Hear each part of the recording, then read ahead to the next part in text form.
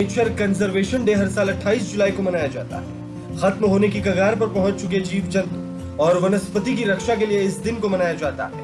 हर साल मनाए जाने वाले इस वर्ल्ड नेचर कंजर्वेशन डे पर लोगों को ज्यादा से ज्यादा जागरूक किया जाता है कि पर्यावरण को बचाए, पेड़ों को न काटे और जानवरों का शिकार न किया जाए। पिछले कुछ सालों में प्रकृति ने जिस तरह अपना स्वरूप बदला है वो वाकई हैरान करने वाला है। लगातार विकराल और भीषण आकार ले रही गर्मी, सिकुड़ रहे जल स्रोत एक नए विनाश की कहानी लिख रहे हैं। प्रदूषण, नष्ट होता पर्यावरण, दूषित गैसों से नष्ट होती ओजोन की ढाल, प्रकृति और पर्यावरण का दोहन, यह सब पृथ्वी और पृथ्वी पर रहने वालों के सबसे बड़ा खतरा है। खत्म होते पेड़ पौधों और अलग अलग नस्ल के जानवरों को मद्देनजर रखते हुए इस दिन को हर साल मनाया जाता है।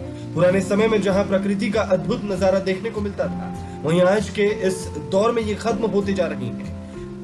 लेकिन दुनिया में आज भी कई ऐसी जगह बची है जहां प्रकृति अपने एक अलग अंदाज में खूबसूरती बिखेरती नजर आती है। इस दिन को मनाने की शुरुआत प्राकृतिक संसाधनों की सुरक्षा को लेकर की गई। इस बात से भला कौन वाकिफ नहीं है कि दुनिया में सबसे डेवलप देश वही है जहां जल, जंगल और जमीन पर्याप्त मात्रा में हो। प्रकृति बची रहेगी तभी जीवन बचेगा।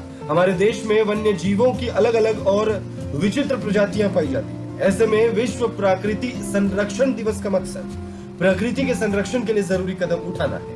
प्रकृति में असंतुलन होने की वजह से ही हमें कई ऐसी भयंकर आपदाओं का सामना करना पड़ता है जिनसे पार पाना हमारे बस में नहीं होता।